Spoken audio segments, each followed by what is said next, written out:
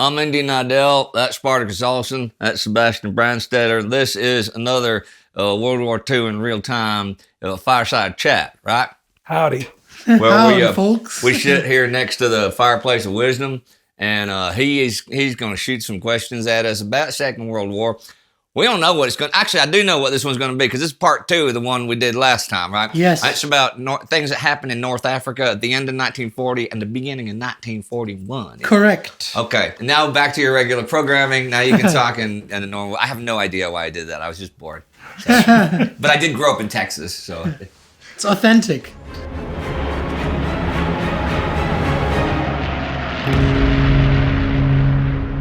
So last time we left the North Africa with basically the Italian 10th Army being destroyed. Right. And Operation Compass, yeah. And Operation Compass being a success, and then Churchill prioritizing Greece.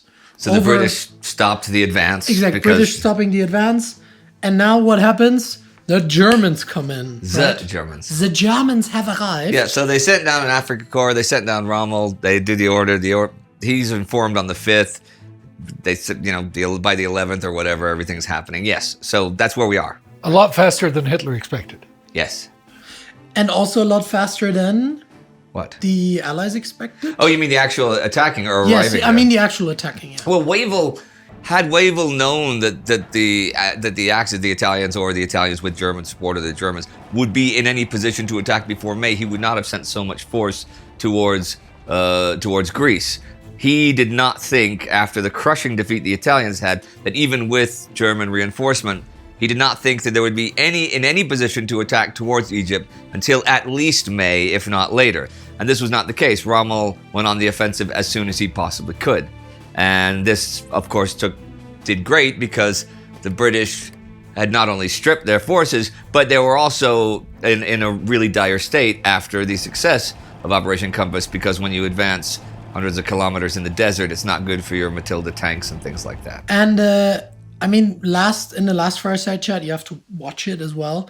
We talked a little about how at this point it's necessity more than a desire to intervene in North Africa from the German side. Well, there's plenty in the German high command that's wanted this to happen. That's what I wanted to ask. Yeah.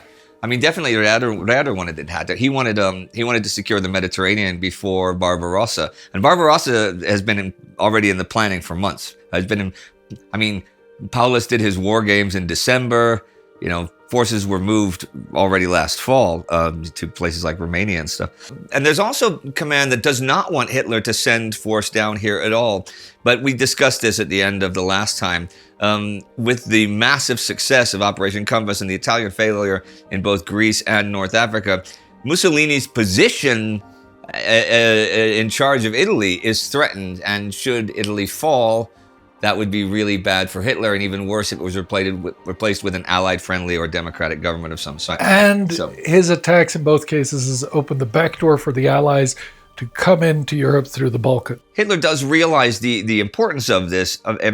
Now that you are committed to a Southern European war, because remember, none of Hitler's plans had anything to do with Southern Europe. Yep. Without Italy doing this would have remained a Northern European war, perhaps until the end of the war.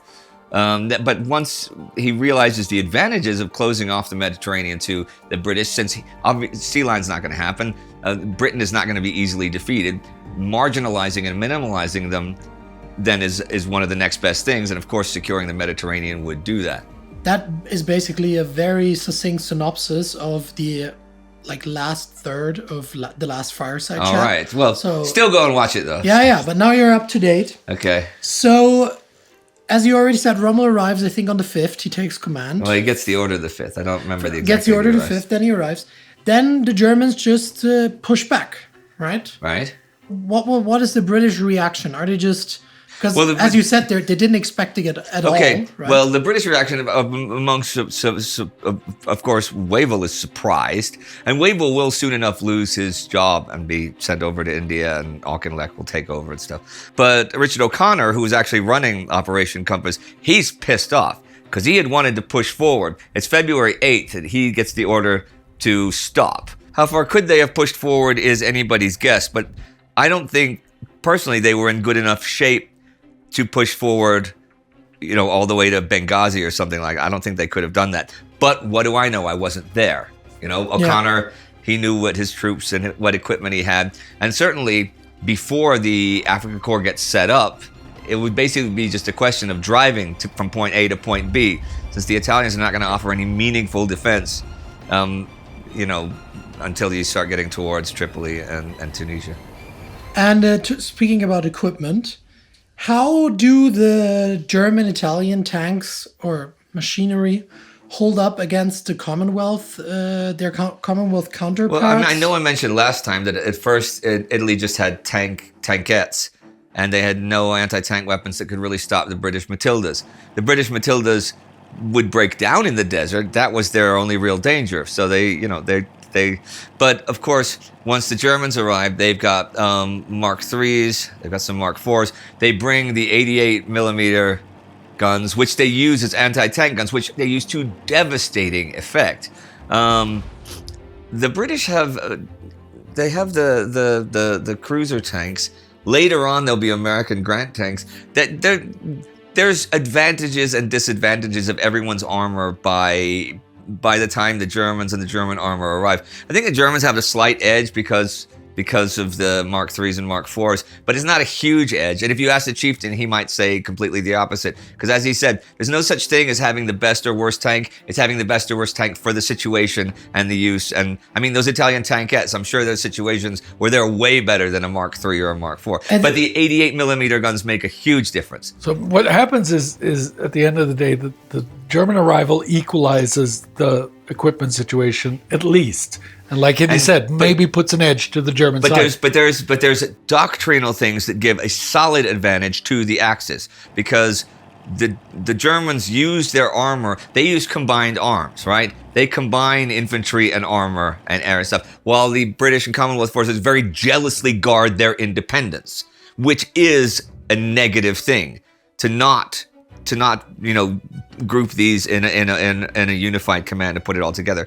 Also, the Germans use the anti-tank weaponry and the 8 millimeter guns on offense. They don't use them as just defenses against tanks. They actually attack with them, and that's a big difference. So definitely, in terms of tactics and strategy, in the first few months after the Germans arrive, yes, the Germans have the advantage over the British. I have another question. Earlier, you mentioned cruiser tanks. Yeah. Could you maybe just very quickly, what are cruiser tanks, what are infantry tanks, and how do they fit into the doctrinal difference? I mean, certain tanks have stronger armor, and certain tanks have weaker armor but are more mobile. And obviously, since infantry is a bit slower than vehicles, you have tanks that work better with infantry are tanks that can take a lot of damage, and they might not be as fast and as maneuverable as tanks that have weaker armor but can get into position, can run ahead, can go behind.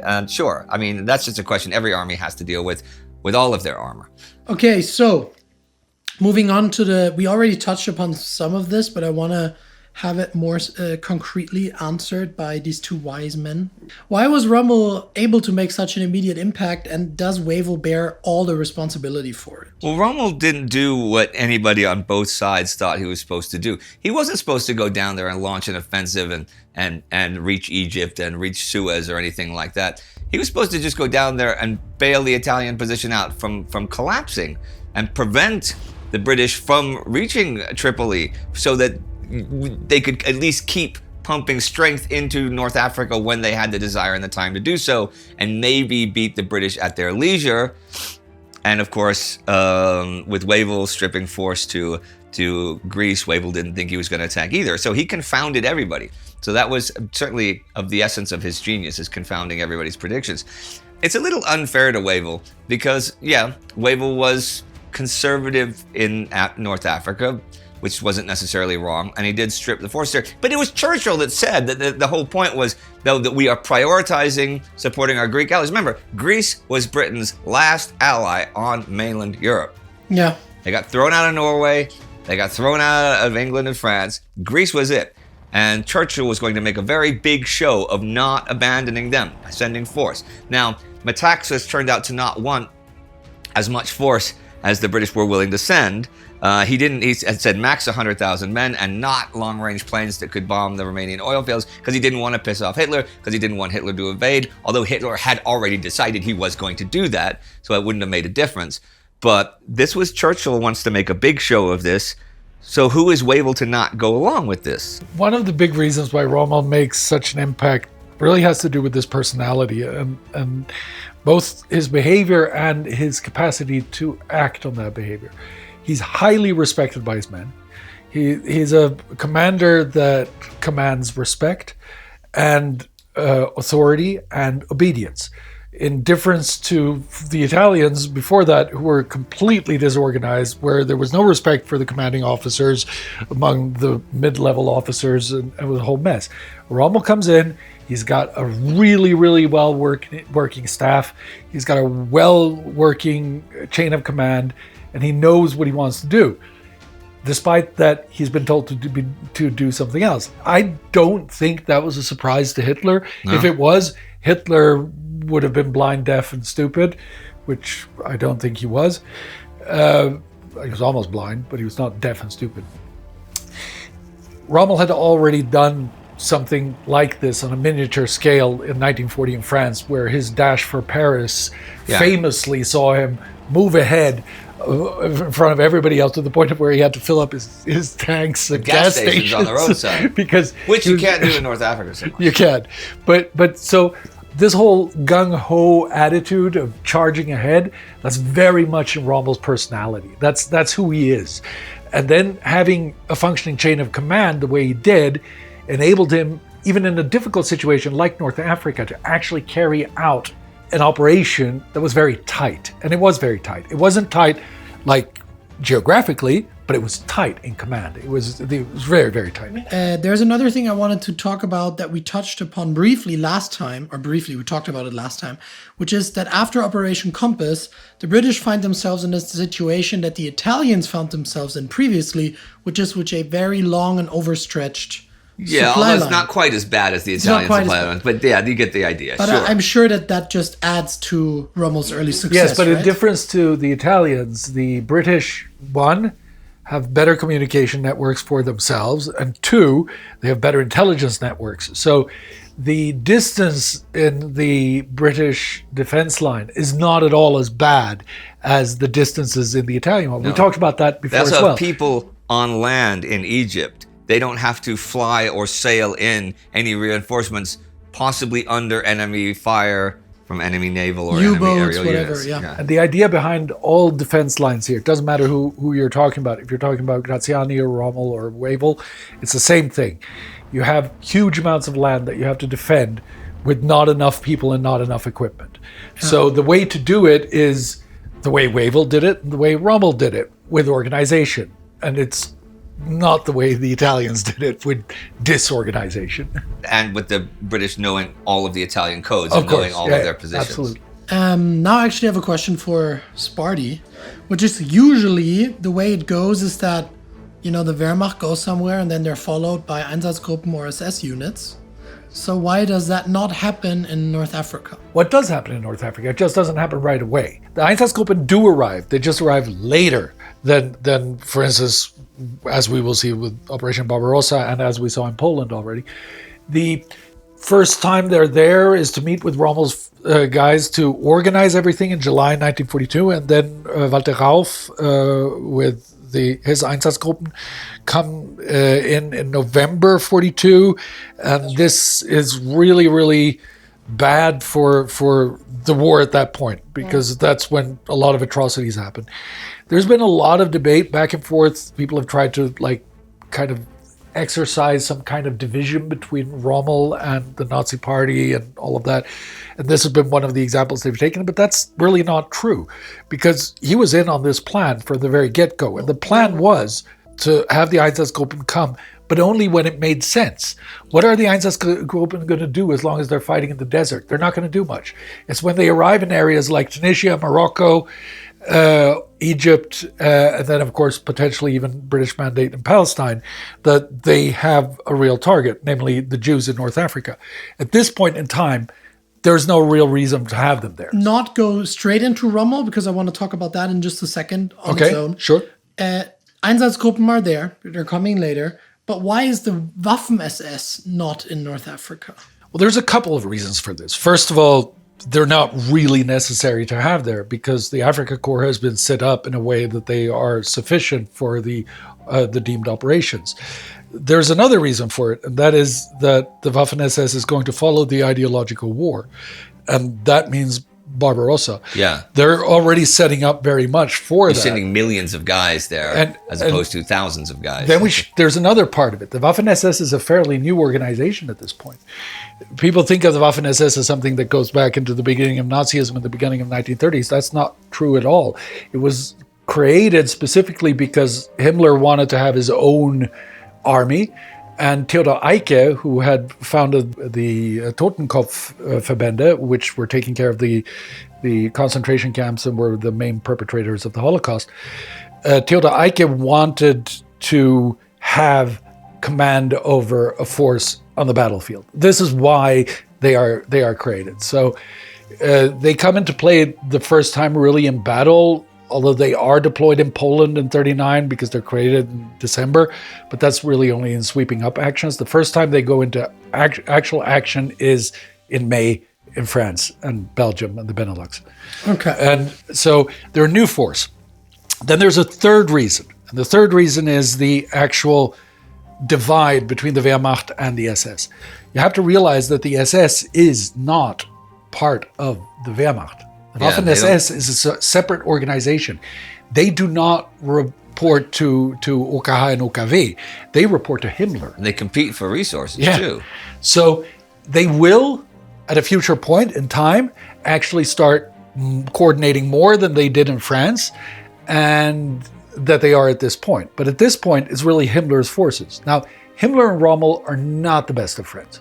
So you're not going to get Himmler volunteering his forces to go help Rommel. That has nothing to do with being more or less Nazi than the other. It's just the normal conflict between high-ranking officers of the Nazi hierarchy. But it's funny how the animosity between them goes back to it was in high school, but when they were like 17 and they played on the same volleyball team. That's when the animosity between Himmler and Rommel. Don't make me laugh. Himmler never got You're over. making me laugh. When I'm altering history, you should allow me to do it. Himmler never got over. Rommel was really good at volleyball. And Himmler was never. And that really irked Himmler because Himmler was a little bit taller than Rommel, so it was But that's the way that is the way these things happen. Going towards Rommel and away from the funny stuff. Himmler. Volleyball. How complicit was Rommel in the persecution of Jewish individuals in North Africa? So, spoilers. We're going to get back to that when we get to the end of the African campaign, and you're going to see, like I said earlier, Walter Rauff arrives, and there's a lot of stuff going on where Rommel's involved. But let me try to take a more general view of this. Rommel was not a Nazi Party member, and that has been used very much to try to exonerate him from any complicity with the Nazi regime. But that's just not, that doesn't really gel with reality. He was one of Hitler's best friends. Hitler was a huge admirer of Rommel. Rommel was a huge admirer of Hitler. So you can't admire Hitler without being complicit in the ideas that Hitler stands for, and they include anti-Semitism to a genocidal level. So whatever Rommel did personally, whatever he did directly, he was definitely supportive of what the Nazis were doing, because otherwise he wouldn't be where he was. He wouldn't have risen to that point. And actually, if you look at it from that viewpoint, and that goes back to the whole clean Wehrmacht myth and everything, there's not a Wehrmacht general that you can find within the forces that wasn't either complicit with the Nazi regime or documented as opposing it, and most often disposed of. Yes. So the fact that he only is forced to commit suicide after the failed 20th of July plot 1944 indicates that at least up until that point or shortly before it, Rommel was a Nazi supporter. And that means that he was also an anti-Semitic genocidal supporter. Often, the North Africa campaign is presented as a load of Europeans riding around in the desert, shooting at each other. But what's it look like for the natives, Libyans, Egyptians in the region? Did they have an impact on the war? Did they serve in troops? They had an impact on them. The Italians march in, the Italians march out, the British march in, the British march out, Germans march in, Germans march out, and everybody local people get killed, they get their houses destroyed, they get stuff requisitioned from them, they get used as slave labor, they might end up being dragooned into some fight somewhere. Of course, it wrecks their lives just as it did in every other theater of this battle. I think this is partly a media misconception and a funny one, because it's not a media misconception because of films. This is a media misconception partly due to the show, the actual newsreels. Okay. Because when you look at the newsreels from the North African campaign, all you see is desert, and you see are soldiers. Bunch of white European guys. You see a bunch of white European guys. You don't see a lot of urban warfare. But it was there. It was certainly there. I mean, certainly when you get to we're not to there yet. Tunisia But when we get to Tobruk and stuff like that, and Cyrenaica is a bit more populated, it was horrible. It really was. And there's also another thing that I think is hard to grasp until you've really been to North Africa and seen how things work there. Still to this day in the 21st century, this is a nomadic culture. Everything works by trade. Everything works by people moving around from one place to another. You actually can't survive in this environment if you are not exercising trade, right? If you're not moving from, you won't. It's just simple things like you won't get water if you don't go get it, right? And now we have a war going on where there are a lot of crazy Europeans out there. And by a lot, this isn't just thousands of men fighting. This is hundreds of thousands of men fighting. Yeah. That need food and water from hundreds of thousands of locals. So now we suddenly have a situation where they are standing in the way for the actual functioning system of logistics that keeps people alive, number one. Number two, they're actually taking those resources because they need them to be able to fight. And now you have a perfect storm where people die of starvation. It was horrible for them. It's so easy to forget just because you don't see them in the pictures. Yeah. But they were there, they were dying, and it was not fun. As war never is. And war never is. Well, you said that was where we were going to wrap it up? And that's what we shall do. Okay, well, that was a nice part 2 to North Africa. Don't tell us what the next one of these is, but I'm sure there'll be another one. And keep your eyes peeled, for soon enough will be that 10-part, 10-week series. Each episode covers one day of the Sedan breakthrough and stuff that Rommel was very much involved in. It's going to be a really cool series. It's going to be very groundbreaking and very deep series. Some myth busting. Yeah, but also really, really cool stuff. We're working with some local historians who've been digging into all the events for the last 30 years. So the minutiae are really, really interesting. And that and this and everything we do is, of course, brought to you by the TimeGhost Army. So join the TimeGhost Army to make us happy so that we can keep doing more of this. And do not forget to subscribe. And we will all see you next time. Excelsior!